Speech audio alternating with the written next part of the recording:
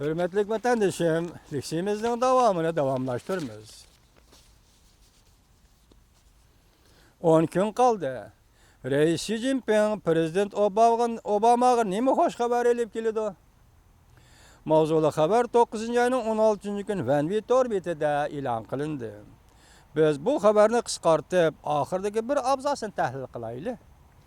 Ko'rib olishga bo'ladiki deb boshlaydi xabarda. Reis Xi Jinping Prezident Obamaga elib keldigan xo'sh xabar balkim Jungo Amerikaga tuvandikidek kapolat berishi mumkin.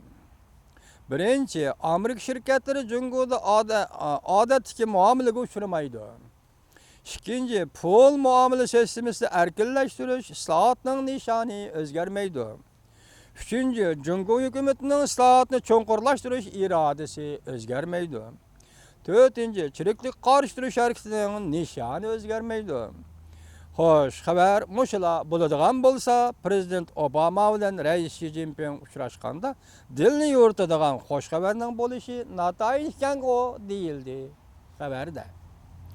Amerika Bilim Xazinasi Tashqi munosabatlar jamiyati raisi, Tashqi munosabatlar jamiyati Reis Xi Jinping kerak narsani Prezident Obama berishni xohlamaydi dedi. Bunun içinde en mühimi yeni tipli çoğun devletler münasebeti.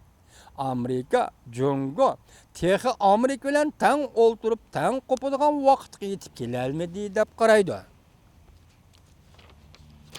Amerikaning bu pozitsiyasi balki Xi Jinpingning Amerikaga yaxshiroq bo'lish harakatlarini cheklab qo'yishi mumkin.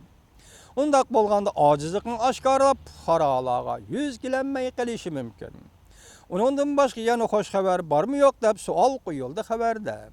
Yani 10 gün saqlasak sirliq alomatlarning tagi yeshilidi deyildi xabarda. Tahlil.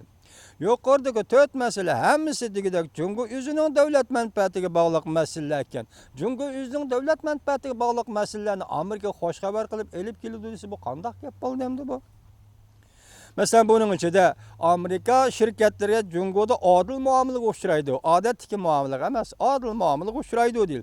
Eğer adil muamelelik uçurmasa bu vaqtda Amerika şirketleri Jungo'da çekinip çıkıdı. Bu vaqt yani Jungo'nun özüge ziyan qo'y. Sen şunu qanday muamele qilish bu dünya savdo sistemasi, dünya savdo teşkilatının içindeki iş bu.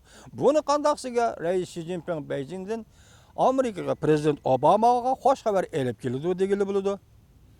Xi Jinping keldigan xo'sh xabar degili bo'lmaydi go. Baş elçi Sütyenkay, Xi Jinping xo'sh xabar elib keldi dedi. Reis Xi Jinping Prezident Obama zada qanday xo'sh xabar elib keldi. Bütün dünya hazır bununla diqqat qilyapti, qiyos qilyapti deyildi maqolada.